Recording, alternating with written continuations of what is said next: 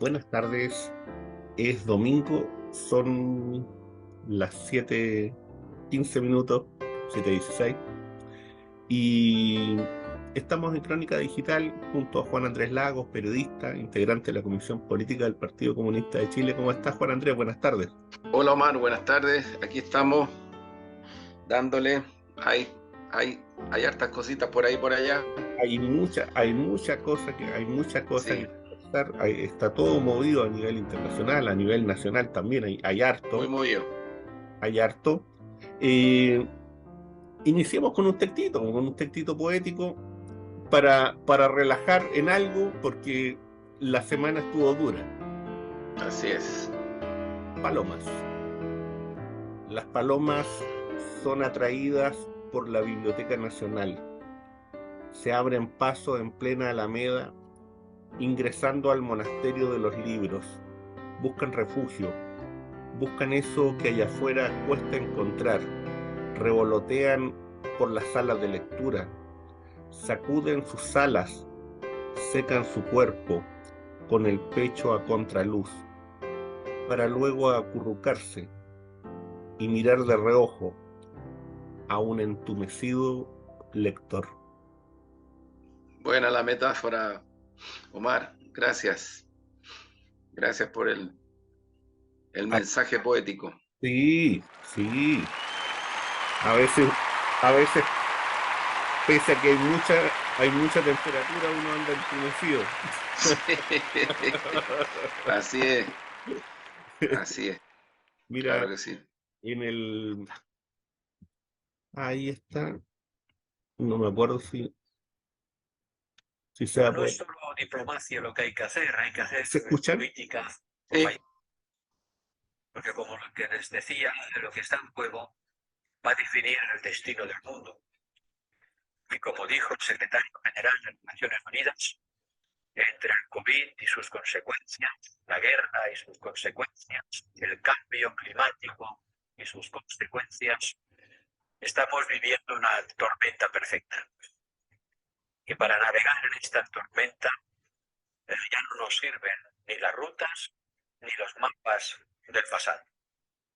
Como los descubridores y conquistadores, tenemos que inventar un nuevo mundo.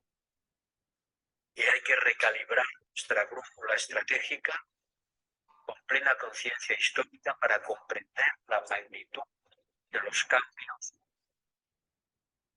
Lo dejo, lo dejo con esa idea de los conquistadores, los ¿no? conquistadores. Sí, pues, claro que sí. Esta idea de los conquistadores. Porque don Joseph Borrell ahí asume una posición colonizadora brutal, ¿no? La segunda imagen tiene que ver, ¿no es cierto?, con China, y tiene que ver con esta dimensión de que más ciudades optimizan las medidas del COVID. Y esto lo traigo a colación principalmente porque en los medios nacionales se ha hablado mucho, ¿no es cierto?, de estas movilizaciones a propósito de un cansancio que lo interpretan así, ¿no?, de las medidas de control de COVID. Yo solamente frente a eso, dos datitos que quiero recordar.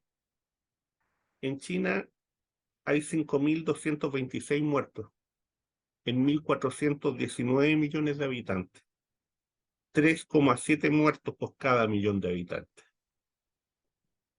Para que lo tengamos presente cuando hagamos algunas críticas. En Chile, 62.422 muertos en 20 millones de habitantes, 3.121 muertos por cada millón de habitantes.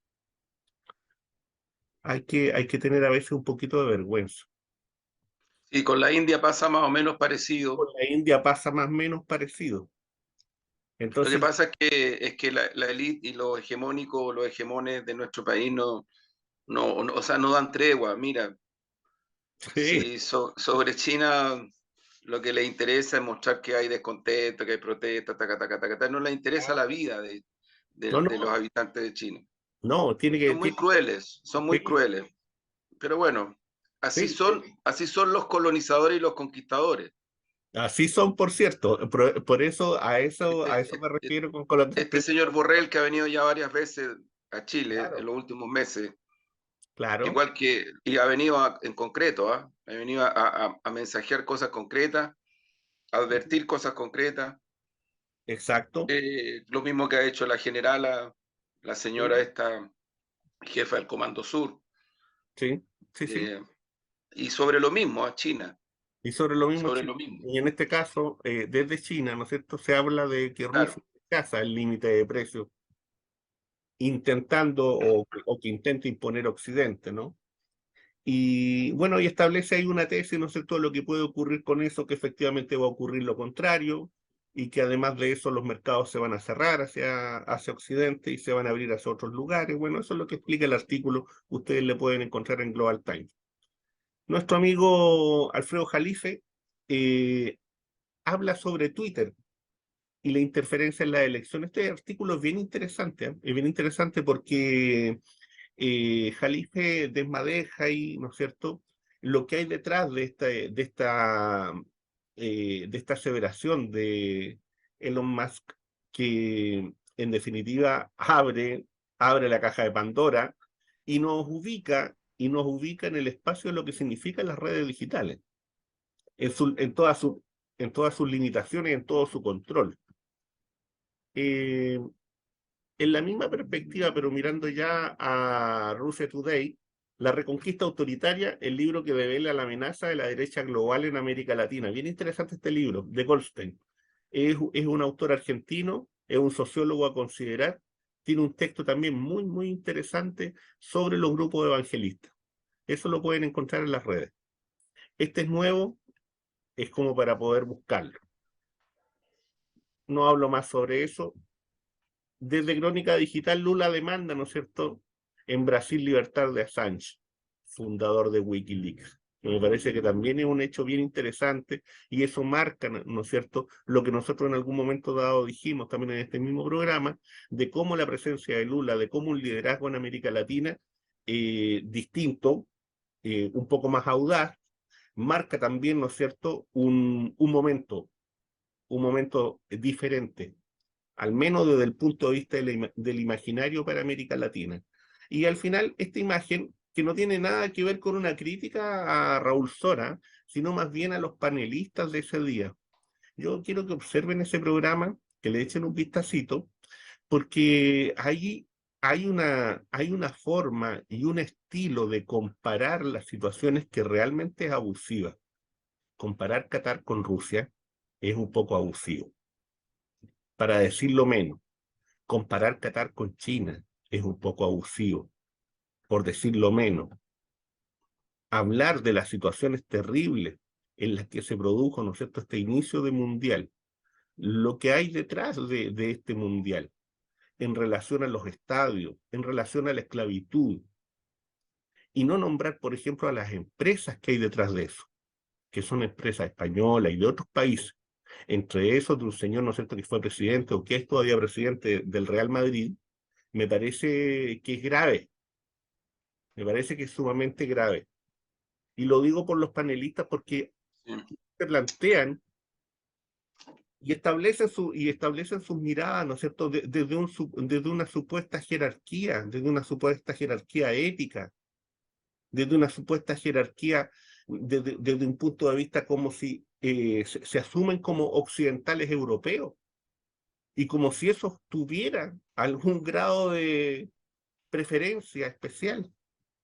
¿En torno a qué? En torno a la democracia, en torno al trato con los derechos humanos. Perdón, ¿dónde está esa supremacía? Te agrego, Omar, el Lula se reunió ayer con los máximos dirigentes y dirigentes sindicales de Brasil, eh, antes de asumir la presidencia. Está preparando su gobierno. Y entre otras cosas, ahí abordó los temas que tienen que ver con salarios, con fuentes laborales, con inversiones, en fin, una mesa de trabajo, Uh -huh. una mesa de trabajo con el movimiento obrero brasileño.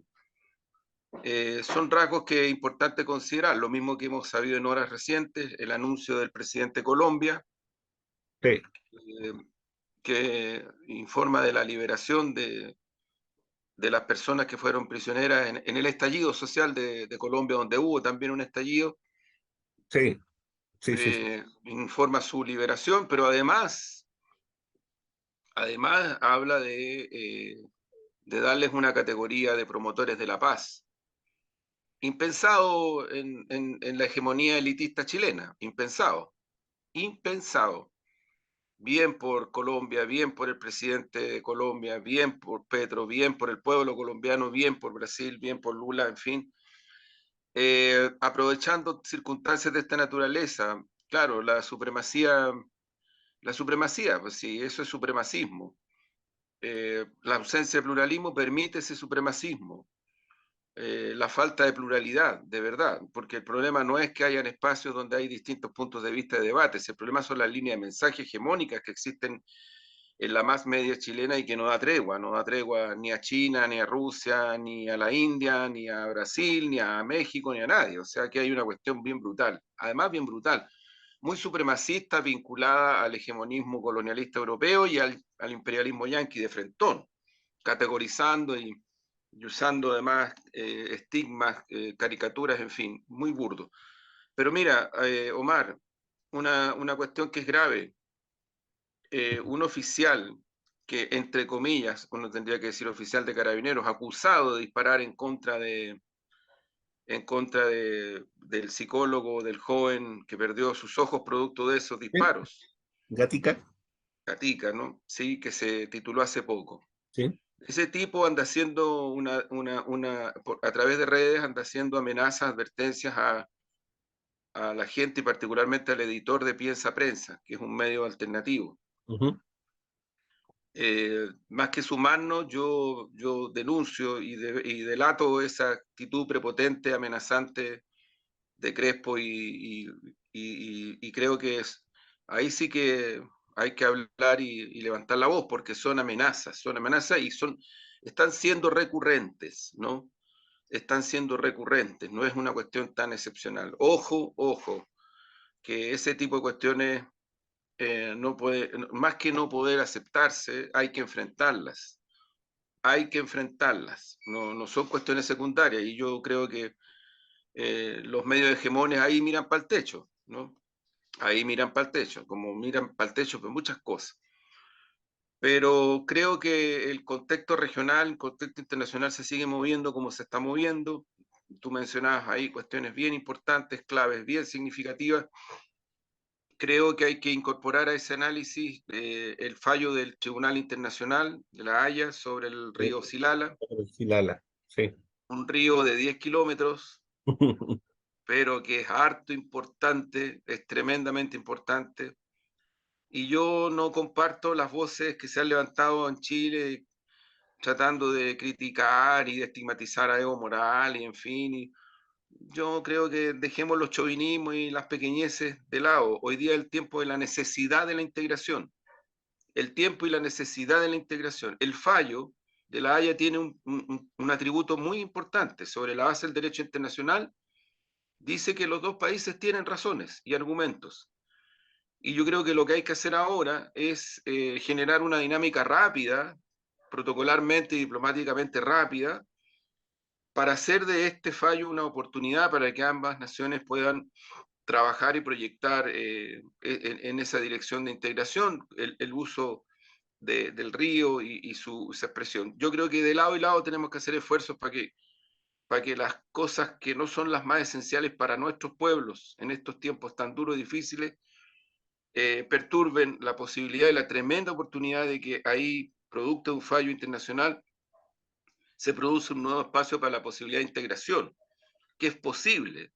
O sea, estamos hablando en concreto de un sistema, de una forma de uso de un río, de un agua, el río Silala, con las características que tiene, y que es muy importante, no solamente el curso del agua, el agua misma, para la región en que está, sino que también por la forma como en concreto dos países pueden avanzar en integración realista para aportarse mutuamente en la dirección de este uso, que tiene que ser un uso en el contexto del resguardo medioambientalista, porque aquí no nos vengan con el cuento de que todos somos responsables de la crisis medioambiental.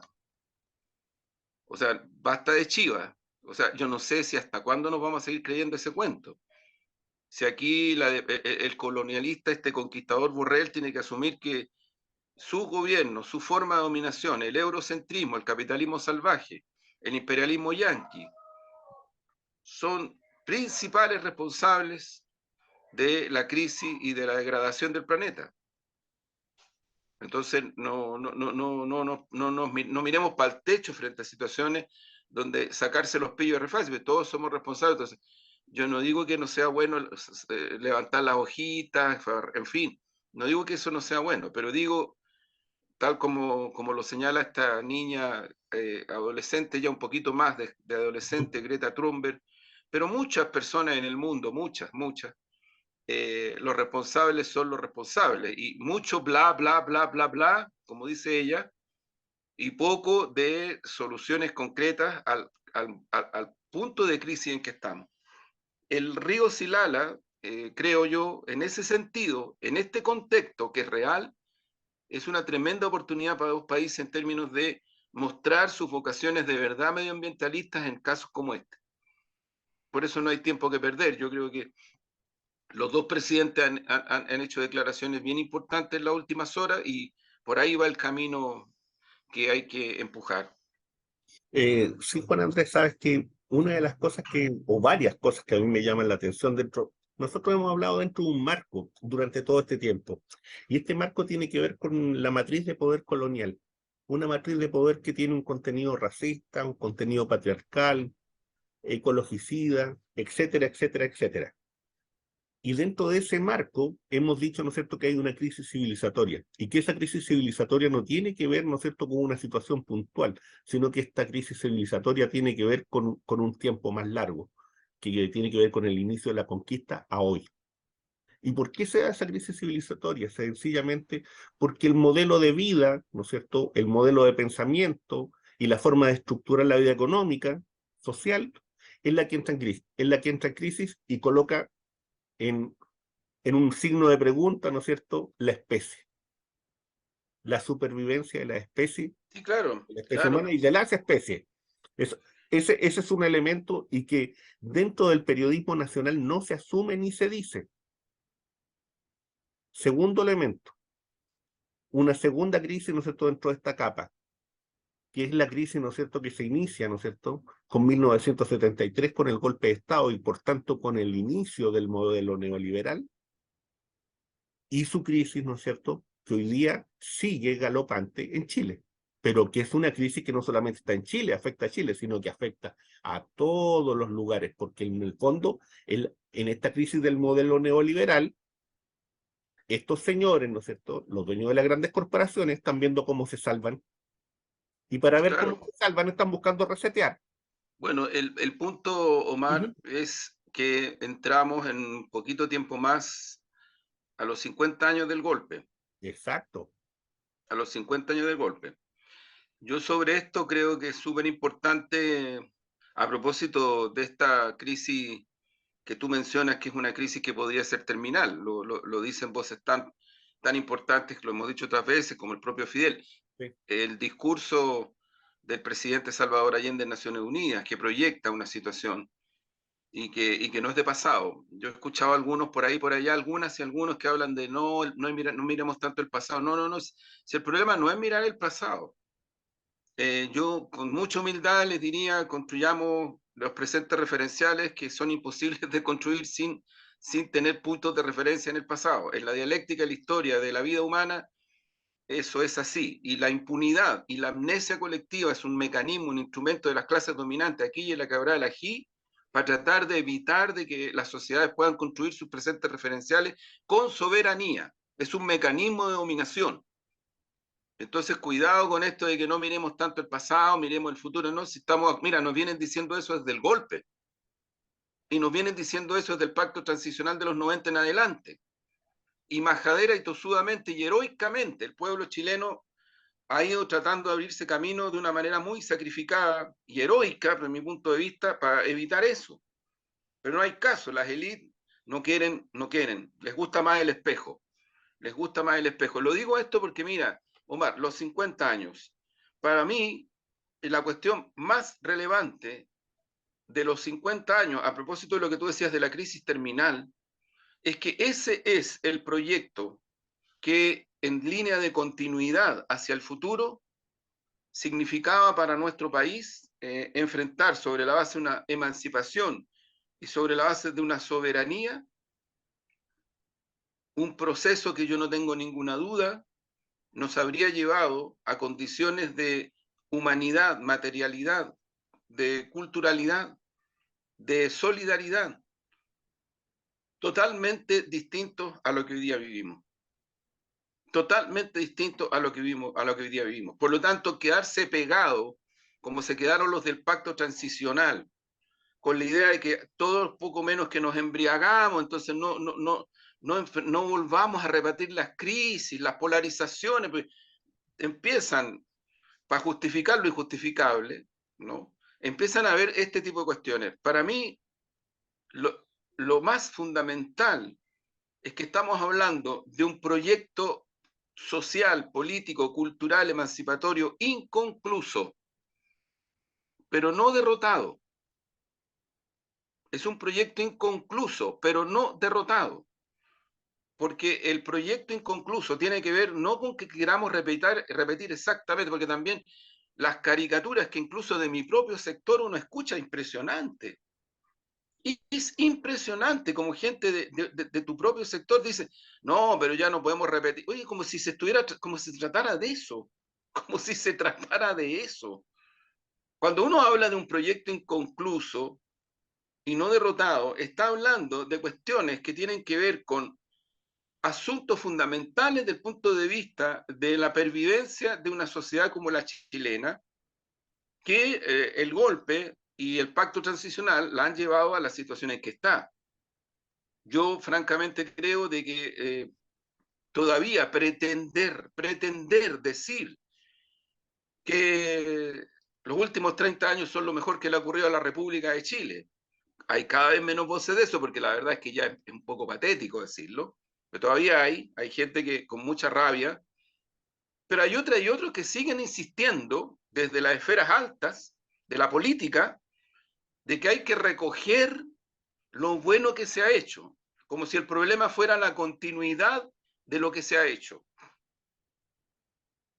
Y yo ahí es donde pongo el punto de referencia, el proyecto inconcluso pero no derrotado, que encabezó el presidente Salvador Allende, pero que de acuerdo a la historia real, menciono a Tomás Mulián en particular, desde 1930 en adelante se produce un proceso de construcción, de acumulación de fuerzas, de reformas del Estado que culminan con ese gran gobierno de la Unidad Popular, porque tampoco fue, como algunos quieren hacer creer, tampoco fue la UP una especie de hecho episódico que solo involucró a quienes lo vivieron, particularmente los menos de 2 años que estuvo. No, ese es un proceso de construcción de décadas, que es muy importante tenerlo presente porque previo a aquello está las luchas obreras populares, la caída del gobierno de Arturo Alessandri Palma, los 10 días que se denominaron la República Socialista,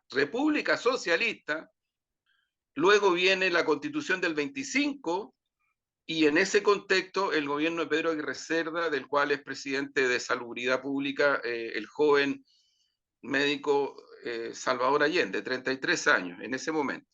Sí. Entonces, yo lo que creo, Omar, que aquí hay una línea de continuidad histórica que creo que que creo que hay que reivindicarla, no por un problema de mirarse al espejo, sino que porque es el proceso emancipador. Por eso es que en prácticamente todos los procesos emancipadores de nuestro continente se reconoce, se le rinde homenaje, se ve este proceso, el de la unidad popular. Mira, cuando Patricio Aylwin dice que en Chile fue derrotado el proyecto de la unidad popular porque fue derrotado por la violencia, porque fue derrotado por todo lo que hicieron mal, qué sé yo, porque fue derrotado, dice él, porque y le da un contexto internacional. Ese es el punto. Porque en Chile derrotar a un proyecto como el de la Unidad Popular era decir, en Chile ni en ninguna parte del mundo un pueblo puede avanzar democráticamente hacia la conquista del socialismo porque lo vamos a golpear y le vamos a dar un golpe de Estado si es necesario. Ese es el punto. Porque el gobierno de la Unidad Popular no terminó de otra manera, sino que fue con un golpe de Estado. Y quienes dieron el golpe de Estado fueron el imperialismo norteamericano, las oligarquías criollas, las Fuerzas Armadas y otros sectores políticos que no solamente lo respaldaron, sino que también lo promovieron como salida política. Esa es la historia real, no se puede cambiar. Si hay declaraciones, nosotros en los 90 publicamos las actas secretas de la Junta Militar, reuniones del presidente Elwin, Juan de Dios Carmona y otros personajes con la Junta Militar, explicando lo que habían hecho, lo que habían ido a hacer a Europa para contar y explicar por qué había sido necesario el golpe, porque en Europa se miraba con mucha simpatía el proceso chileno. Entonces no se entendía muy bien que incluso sectores como la democracia cristiana, sus direcciones, su cúpula, respaldaran y promovieran el golpe. Porque no se le... Y bueno, ahí están las frases de Nixon, están las frases de Kissinger, no le vamos a perdonar, pues, no les vamos a perdonar, porque aquí había dos modelos de procesos revolucionarios desde los pueblos hacia su emancipación, la revolución cubana y la revolución chilena. Exacto. Y a la revolución chilena la golpearon con golpe de Estado, con violencia terrorista, con terrorismo de Estado. Eso fue. Ahora después hubieron reflexiones, hubieron cambios, ahí también es importante la historia, pero esto lo digo a propósito más de algunas frases que se han hecho y levantado de algunas estatuas que es importante contextualizarlas, ¿no? En la historia real, en la historia real, contextualizarlas en la historia real. El punto de referencia respecto a... Después vienen otras cosas, incluso en los 90. Juan Andrés, fíjate que es una semana desde ese punto de vista simbólicamente bastante dura. ¿En qué sentido? En el sentido de que, como tú dices, aquí hay una referencia histórica que es imposible, ¿no es cierto?, erradicar o tratar de obviar, y que tiene que ver con el hecho de que el golpe de Estado marca el inicio de lo que en ese momento muchos no sabían, y que después, ¿no es cierto?, pasa a ser parte de los libros de la historia, del inicio del modelo neoliberal, de la instalación del modelo. Luego, dentro de esa instalación del modelo, los camioneros jugaron un papel muy importante, porque los camioneros jugaron el papel, ¿no es cierto?, de romper con una institución del Estado como es, ¿no es cierto?, el sistema de transporte de trenes, por ejemplo. Segundo, está el hecho, ¿no es cierto?, de la imagen de Patricio Aylwin hoy día, ¿no es cierto?, reintalada, ¿no es cierto?, como un personaje de la transición, pero además como un personaje de la transición del propio modelo, de este propio modelo neoliberal, encapsulada, ¿no es cierto?, de este consenso de Washington. Pero insisto, se intenta venir y reinstalar imágenes, formas y estilos en un momento dado cuando el modelo ya no lo defiende nadie. Y la pregunta es ¿por qué se defiende en Chile? Y tal vez la única explicación posible es que como lo hicieron nacer acá, aquí parece que hay algunos que todavía, ¿no es cierto?, no se convencen de que murió y de que ya no es posible, ¿no es cierto?, resucitarlo. Y de que hoy día los grandes conflictos que se dan a nivel internacional y que se dan también dentro de lo que es América Latina, tiene que ver con esta dimensión entre soberanista, globalista, que muchas de las guerras se explican por eso, porque tienen que ver con formas de entender la economía, con formas de entender las relaciones sociales, las relaciones internacionales, y en donde Chile pareciera ser que quiere seguir jugando, o por lo menos la élite chilena quiere seguir jugando, el papel de un modelo que no va a existir, por lo menos bajo las características de lo que pasó a mediados de los 80. Lo que pasa, Omar, es que lo están tratando de defender a troche y moche. Claro. Yo creo que el golpe y el terrorismo de Estado mediante, porque es un golpe de Estado, es un golpe terrorista. Sí. y luego sigue el terrorismo de Estado. Y ahí en ese contexto se impone esta nueva lógica de acumulación, que le llaman el modelo neoliberal, pero una lógica de acumulación capitalista, ¿no? Que Claro. se apodera del Estado, lo transforma, lo hace a su reflejo, en fin, produce miseria humana terrible. En los 80 eso es, sigue la represión, en fin. Pero eso no termina en los 90. En los 90 lo que se produce es un pacto transicional en donde fuerzas que lucharon contra la dictadura, incluida la democracia cristiana, pero hay otras fuerzas que lucharon contra la dictadura, y fuerzas que son dictatoriales partiendo por Pinochet, se ponen de acuerdo sobre la base de la orientación imperialista, porque ahí Estados Unidos juega un papel clave. Por Y supuesto. ese papel clave de Estados Unidos es para condicionar que ese pacto transicional le dé gobernabilidad a Chile sin la presencia de los trabajadores, del pueblo y de la izquierda. Esa es la condición sine qua non. Y esa condición se cumple. Se cumple. El pacto transicional aplica un modelo de contención, no un modelo de promoción democrática, Y de sino que legitimación y de también. contención, claro. Entonces, lo que viene durante los 90 es una cuestión que yo creo que hace y explica los reventones sociales en Chile que muchos creían que no existían. O sea, que este país poco menos que era el modelo versus África, versus China, versus la India, porque aquí ese supremacismo extremo que se le trata de meter a la ciudadanía desde arriba es brutal.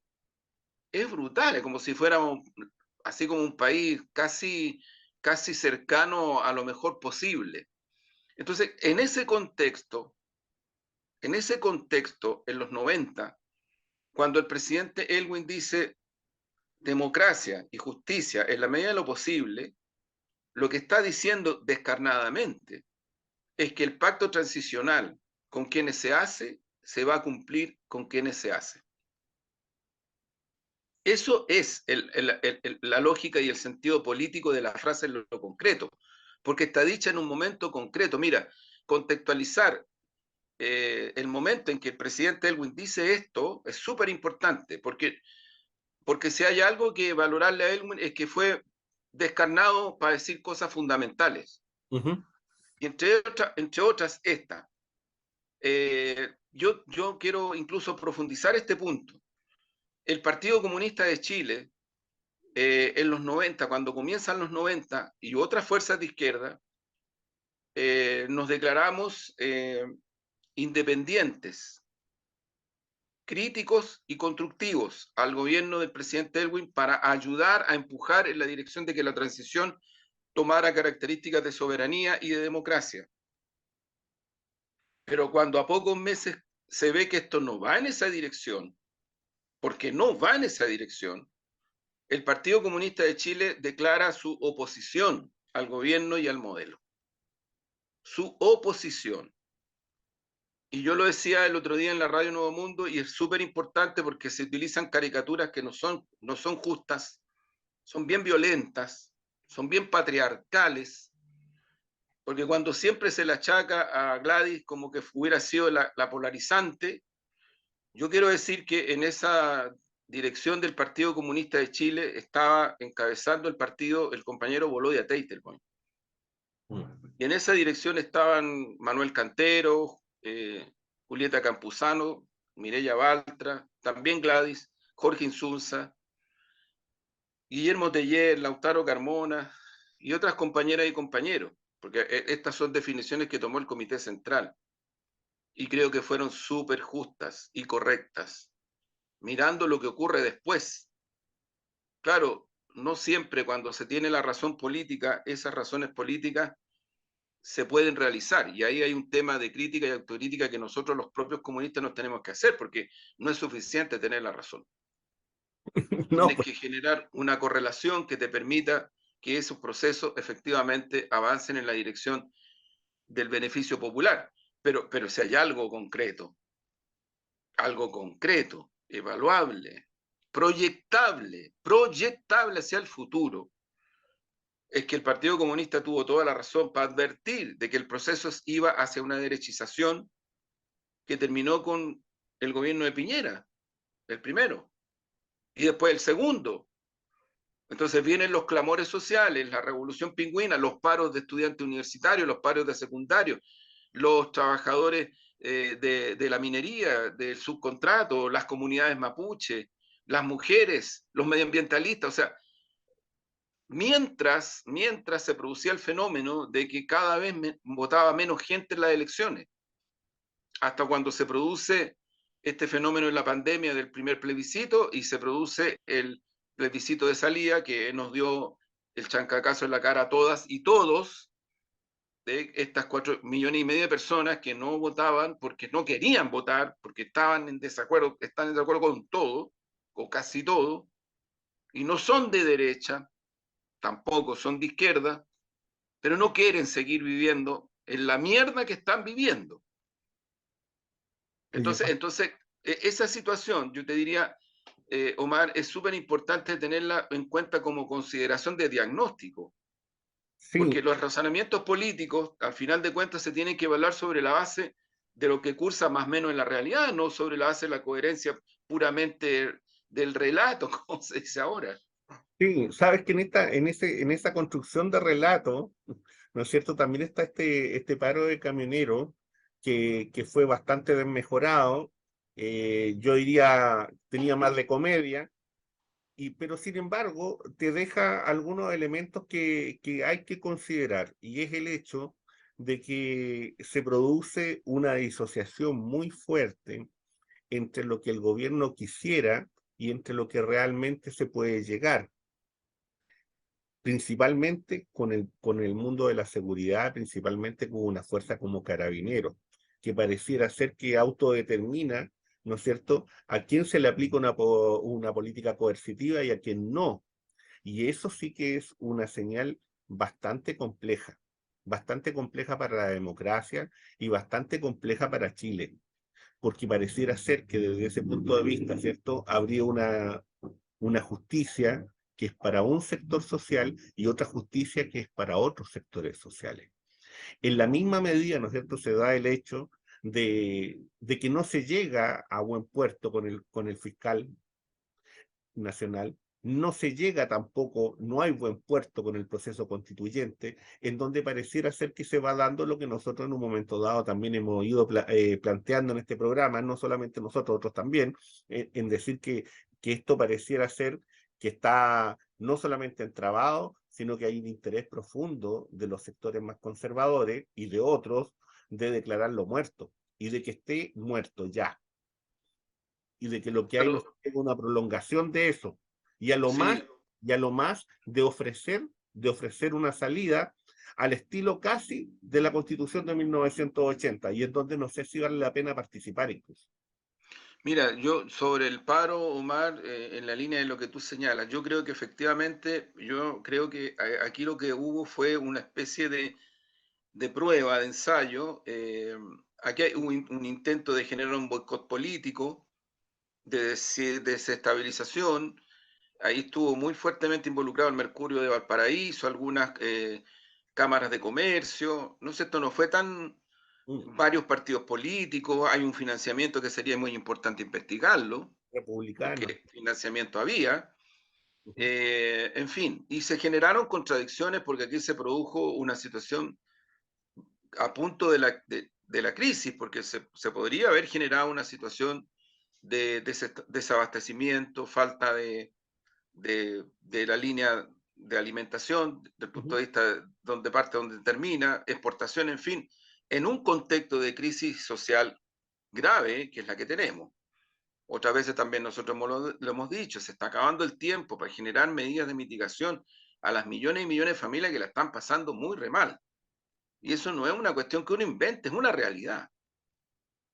Entonces, cuando se es gobierno, somos gobierno, uno tiene que gobernar para las mayorías. No solamente generar estas lógicas de correlación con esto que se habla mucho en estos días a propósito del estatus del presidente Elwin. En fin. Te quiero, paréntesis, Ujú. paréntesis, nosotros cuando murió Elwin, el Partido Comunista fue, así como también la directiva de la democracia cristiana fue al lugar donde se estaba velando a nuestra querida hermana y compañera Gladys Marín. Otro dato, Entonces, Yo recuerdo haberle sacado una notita a don Patricio Elwin Eh, cuando fue a visitar el día que muere Volodya Teitelman. sí, pues, exacto. Entonces también ahí hay una. Nosotros hemos hecho mucho esfuerzo como Partido Comunista, no quiero personalizar, pero en el contexto del inicio del gobierno de la nueva mayoría, nosotros hicimos talleres, empujamos talleres de reflexión política profunda. Y Ujú. ahí jugó un papel muy importante Eugenio Ortega, entre otros, pero jugó un papel muy importante, porque nosotros creemos en el debate de ideas y creemos en que es posible generar espacios de construcción democrática y de reflexión democrática sobre la base del interés popular. Entonces, bueno, pero paréntesis, pero mira, yo creo que eso fue un boicot, derechamente, un intento, pero un adelanto, están generando lógicas de esa naturaleza y esto la derecha chilena lo ha hecho siempre, si no hay ninguna novedad. Es un Por testeo. favor. Por eso es que los que no consideran, entre comillas, el pasado, pueden tropezar 3 veces con la misma piedra. Porque por lo menos el pasado te sirve para poder articular ciertas lógicas que te permiten entender por qué tu adversario, por qué la clase dominante, por qué en este caso los camioneros, que también bajo el gobierno de la nueva mayoría hicieron ciertas movilizaciones, generan ciertas situaciones. No tienen todavía ni la fuerza que tenían bajo el gobierno de la Unidad Popular. No la tienen, pero no quiere decir que no estén en una determinada dirección. Eso es muy importante. Yo creo que en ese contexto, para mi gusto, Omar, hay un punto de referencia que yo destaco. Y si yo no me equivoco, es primera vez porque en los otros gobiernos se les concedieron a los camioneros, se les concedió bajar el IVA, se les concedieron cosas de ese tipo. Acá lo que no se les concedió fue que el Estado financie sus demandas. Y lo que se logró fue establecer que ellos tenían que conversar con los otros grandes empresarios y de ahí sacar los recursos que permitieran enfrentar las situaciones que ellos enfrentan. Yo creo que ese es un precedente que es súper importante mantenerlo hacia el futuro, que no se había producido y que yo diría que, de nuevo, la más media, la media hegemónica, no toma en cuenta estos puntos de referencia porque no le conviene mostrar que hay un gobierno que se movió en una determinada dirección y que logró instalar en ese sentido una situación en la cual al final de cuentas el Estado y los recursos públicos no van a ir a pagar a este grupo de privados que está presionando, que está haciendo lo que está haciendo y que tienen que resolver con otros privados este tipo de situaciones.